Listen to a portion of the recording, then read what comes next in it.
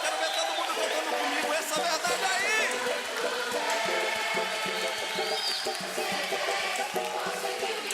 Meu Deus do céu, vamos falar a verdade agora, vamos falar a verdade, porque a verdade todo mundo tem que saber. Oi, gente, aqui quem fala é Magno Malta, eu e a banda Tempero do Mundo estamos ligadinhos na programação da nossa querida Saca só essa aí, ó. A Cor da Vida.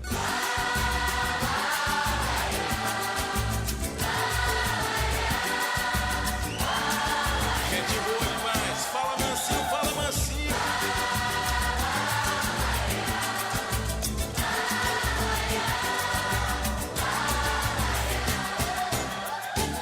Você é 10, você é muito 10. Você é 10, conseguiu me conquistar. Com esse jeito seu de falar, com esse jeito seu de explicar, devagarinho você ganhou meu coração. Você é 10, você é muito 10. Você é 10, conseguiu me conquistar. Com esse jeito seu de falar, com esse jeito seu de explicar, devagarinho você ganhou meu coração.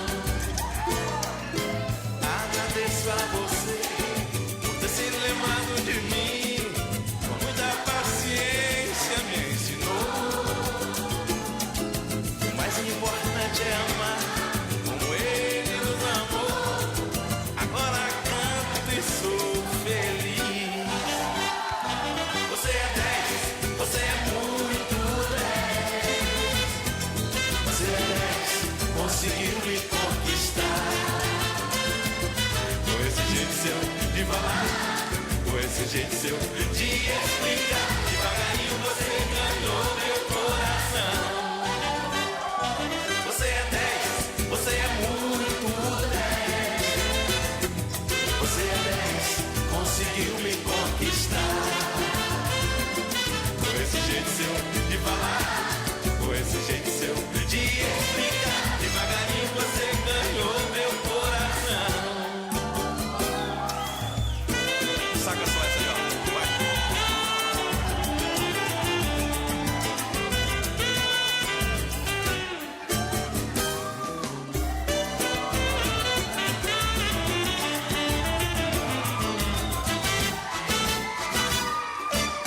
Segura assim, ó.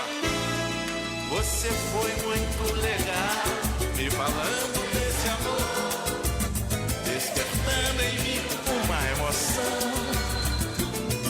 E agora posso dizer, o amor de Deus está em mim. Por isso digo que você é 10. Vai que eu quero ouvir. Você é 10, você é muito 10. Você é 10, conseguiu me conquistar.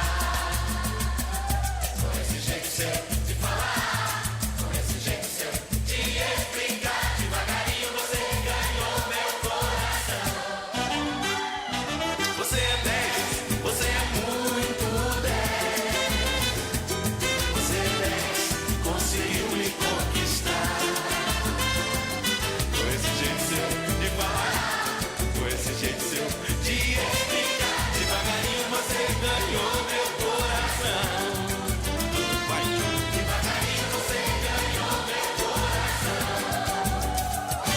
Devagarinho você ganhou meu coração.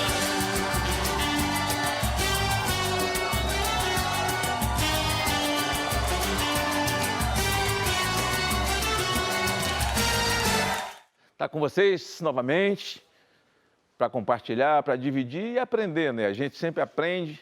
Quem está na frente de uma câmera fria de televisão tem sempre a sensação de que tem alguém sentado no sofá assistindo, e é por isso que é fácil quando você fala a verdade. Eu costumo dizer que dizem que televisão é enganação. Eu discordo, tem muita coisa realmente que é, e de propósito, e muita coisa até de má fé, para fazer o mal.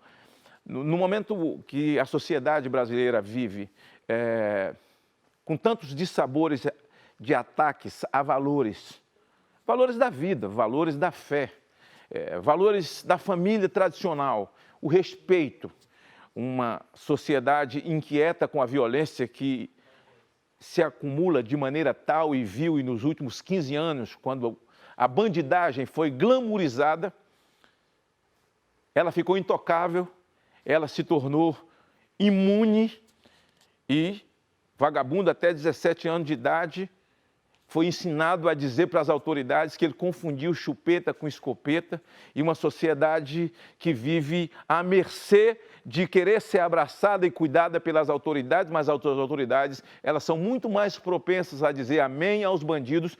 Discutíamos aqui, já discutimos, e eu discuto nas redes sociais, essa lei de abuso de autoridade, que é um abuso, sabe? É como assim a natureza da sociedade e do próprio Deus. É um projeto de lei onde a autoridade vira bandido e o bandido vira autoridade, como se o Brasil se tornasse o primeiro país do mundo onde, de fato, o poste mija no cachorro.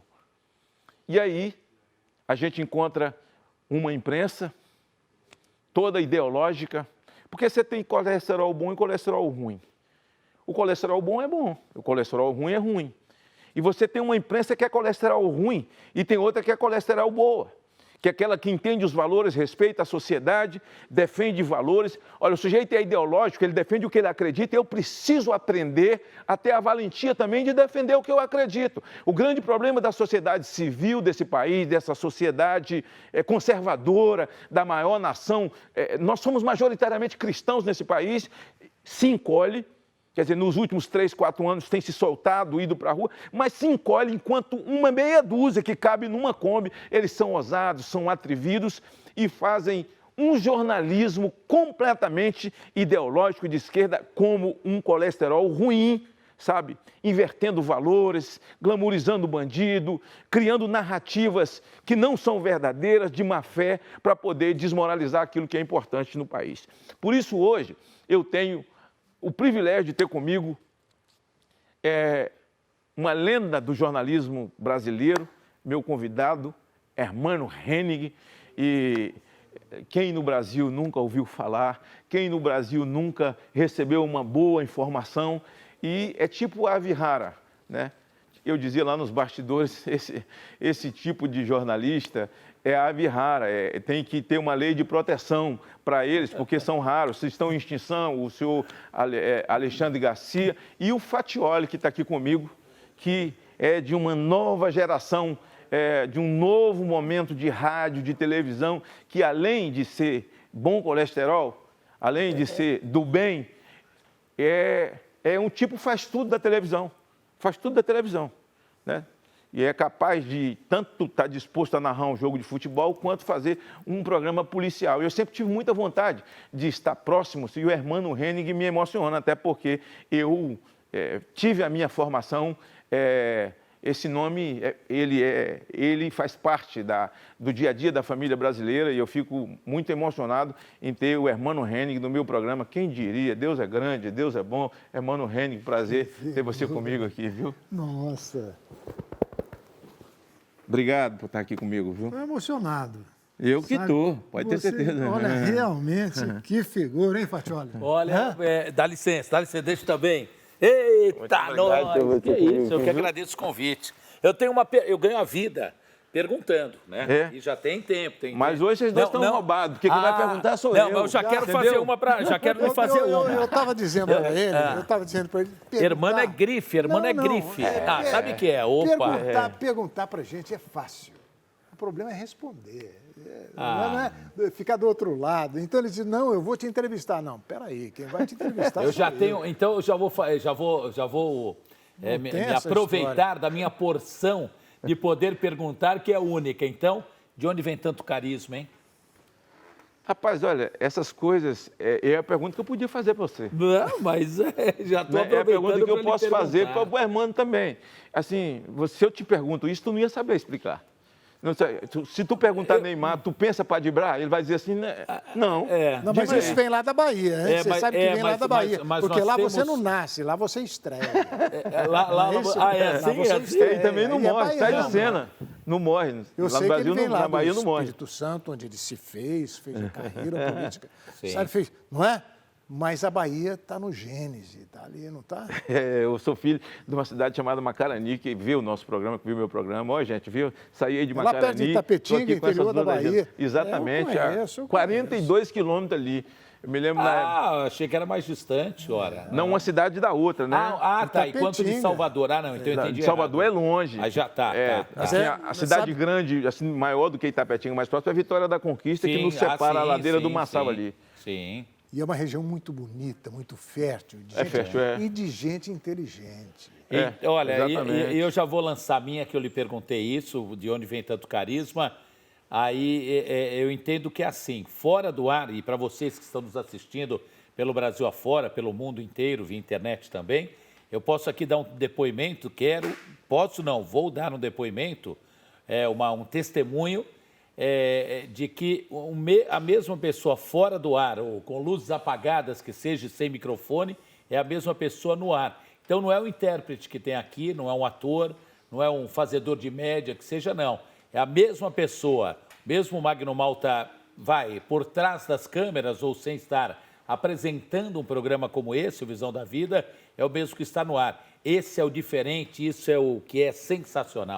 Sabe por quê, Faccioli? Em televisão, ele ouviu a sua abertura. E com muito entusiasmo e com muita atenção. Porque em televisão você pode enganar, mas é por pouco tempo.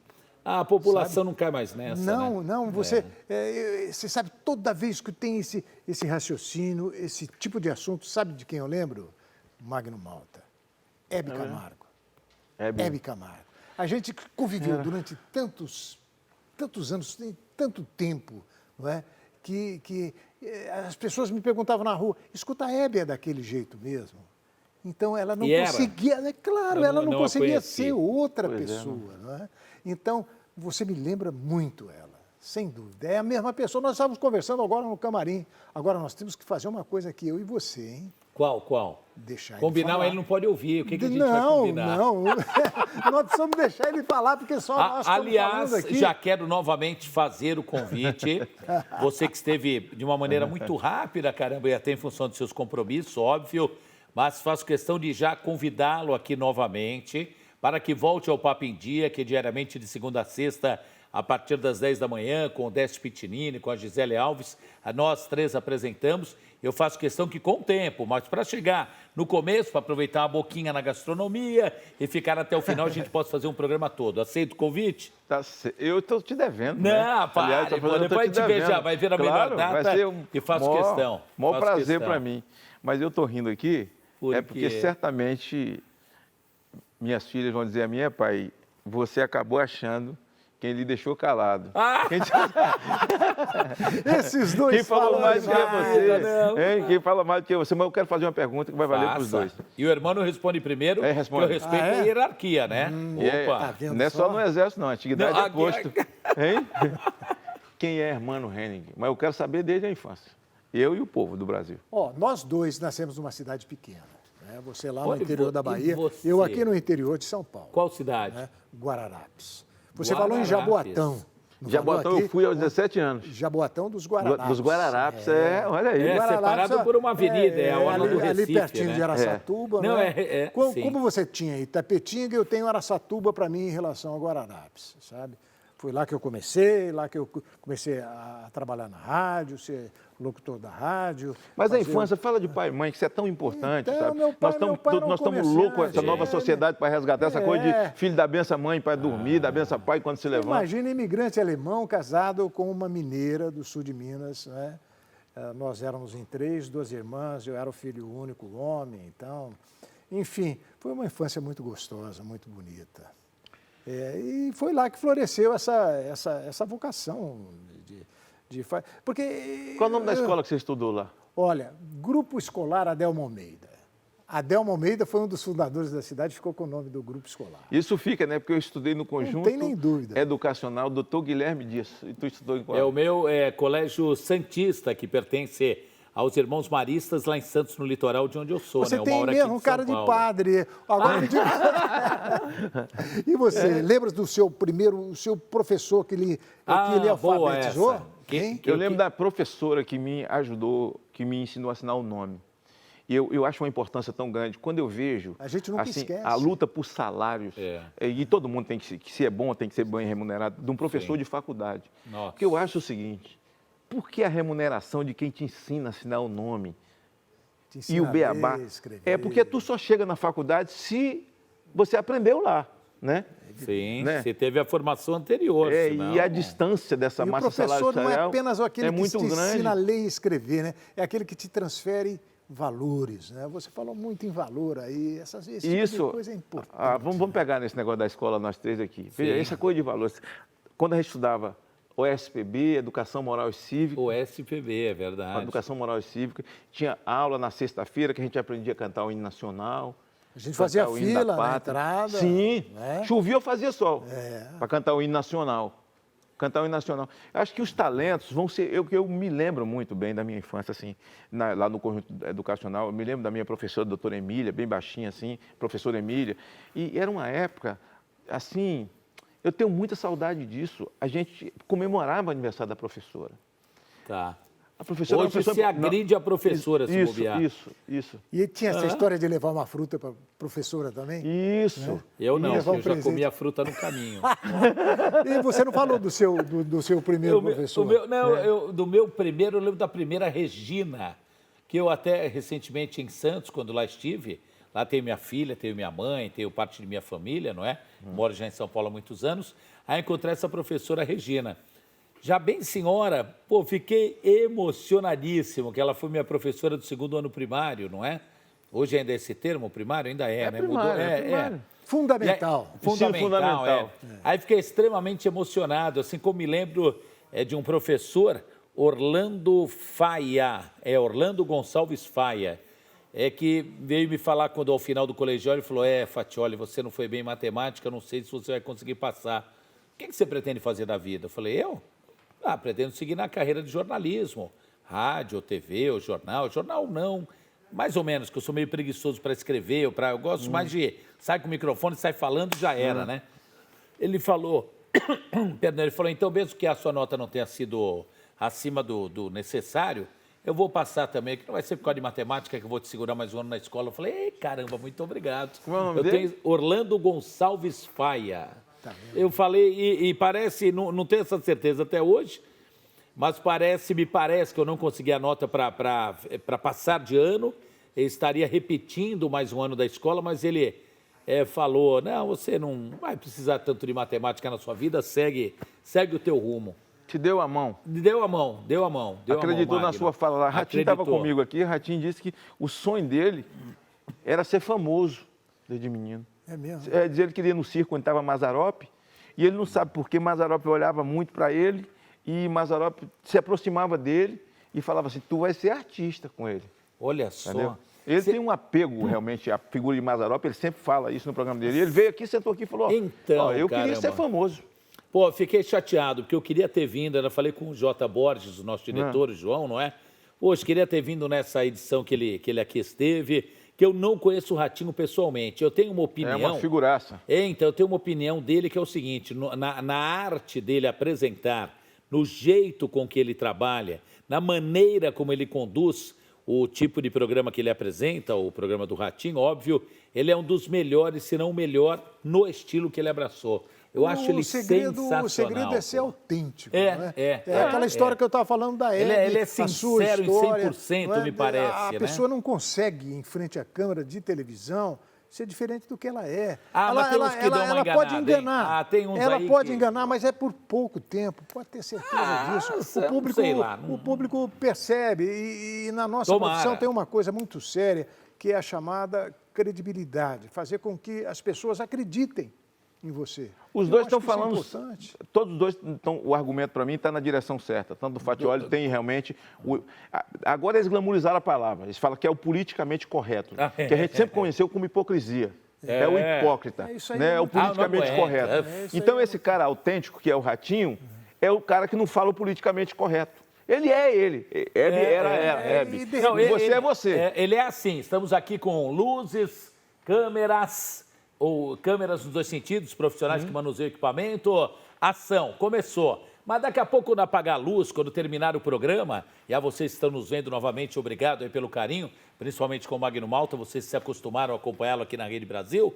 Quando apagar a luz ou acabar o programa, a gente vai continuar do mesmo jeito, eu tenho certeza disso. E coloca essa mão branca e gordinha no fogo e vai sair branca e gordinha do mesmo jeitinho que entrar lá no fogo. Ah, não falo politicamente correto. Não, se eu fosse ator, eu estava na roça. Ia estar, nossa, na roça, que eu não sei interpretar. Mas eu tenho vontade de fazer uma pergunta para o Magno. Então, só para fechar essa parte aqui, e tem gente que, por exemplo, que faz programa de criança e que a gente sabe nos bastidores que não gosta de criança.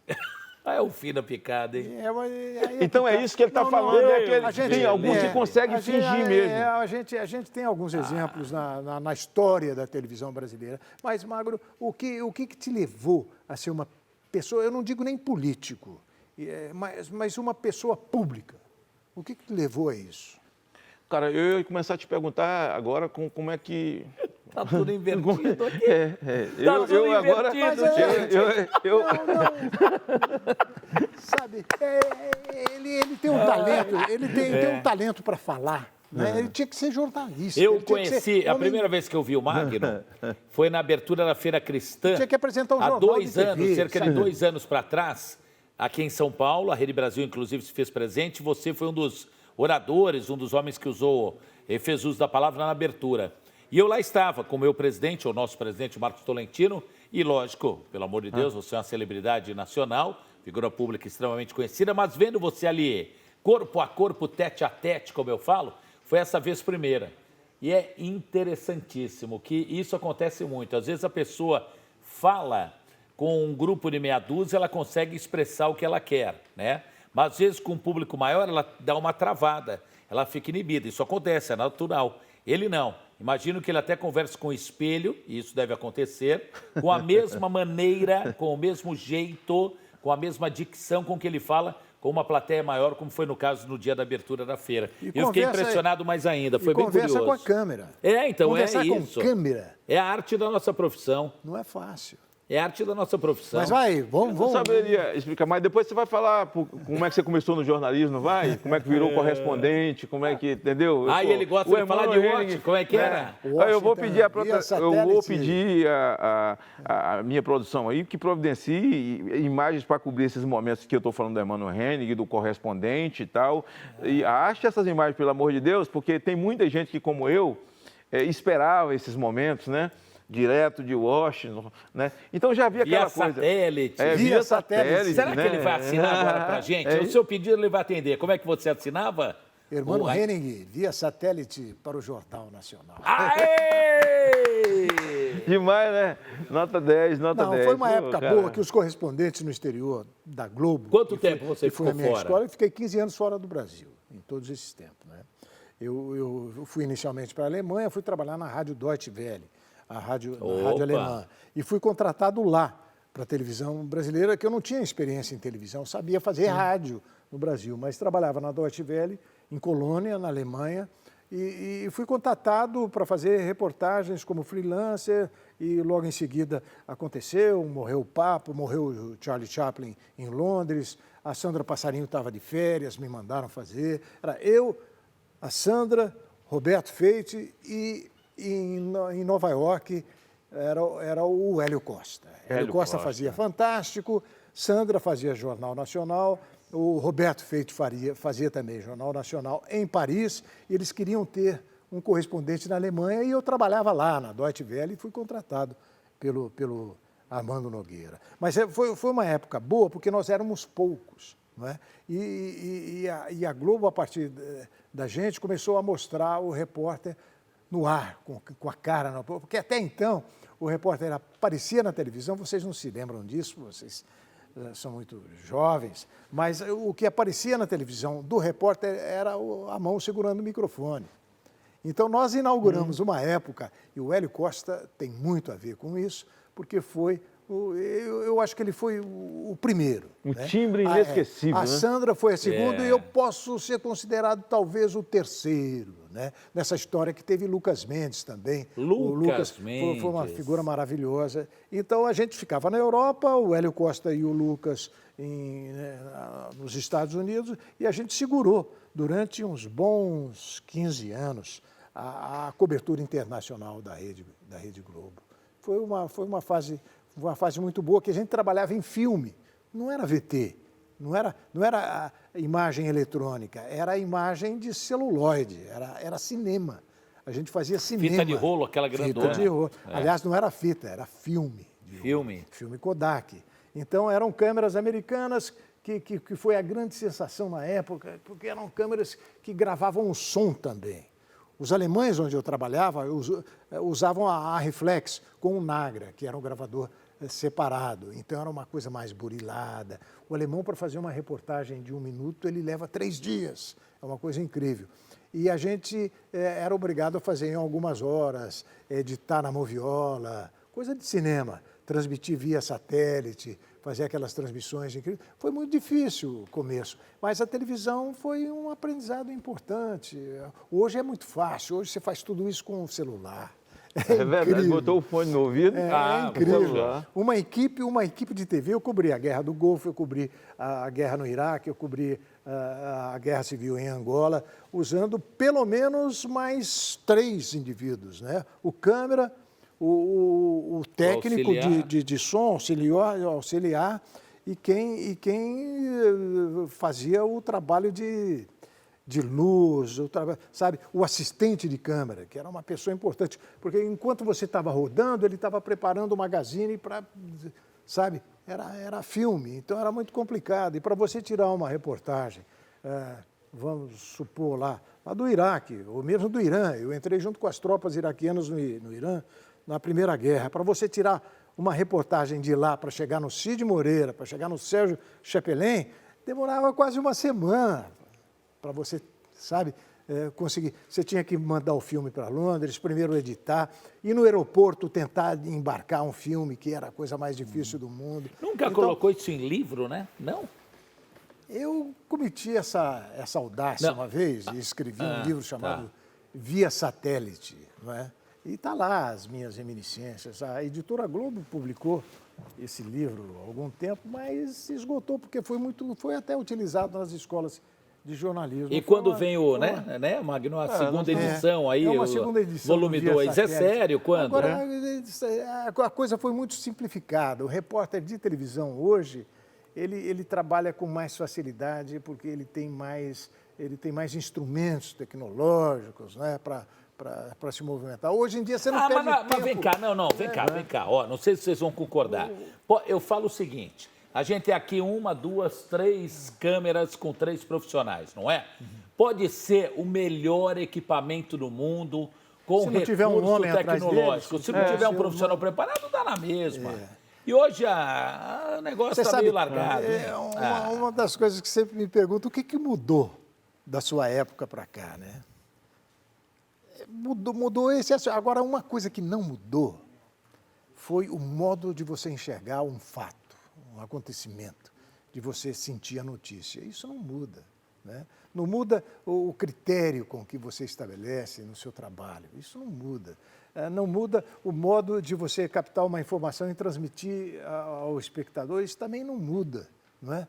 Então, o objetivo que te leva a exercer essa profissão de jornalista, eu acho que isso vem da nossa época, quer dizer, muito antes de nós. Nós tivemos Heron Domingues, nós tivemos grandes figuras que implantaram a televisão no Brasil, porque eu lembro que quando eu cheguei nos Estados Unidos, eu senti que a televisão americana estava pelo menos 50 anos na frente da gente, sabe? Coisa do outro mundo.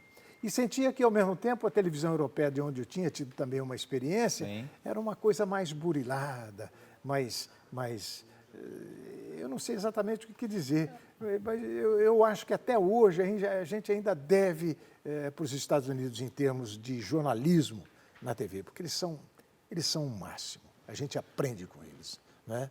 Mas, enfim, eu estou divagando muito, falando muito aí, vocês que têm que... Quando o presidente da quando CPI, ele fez a pergunta... inverteu tudo aqui, hein? Ele vai falar... Olha, Magno vai falar, nunca mais eu trago esses dois aqui. Deixa eu dar uma folga para esses 3 aqui, para vocês dois. É o seguinte, se você está gostando do nosso papo, segura aí que nós vamos para os comerciais. Daqui a pouco eu estou de volta. Visão da vida.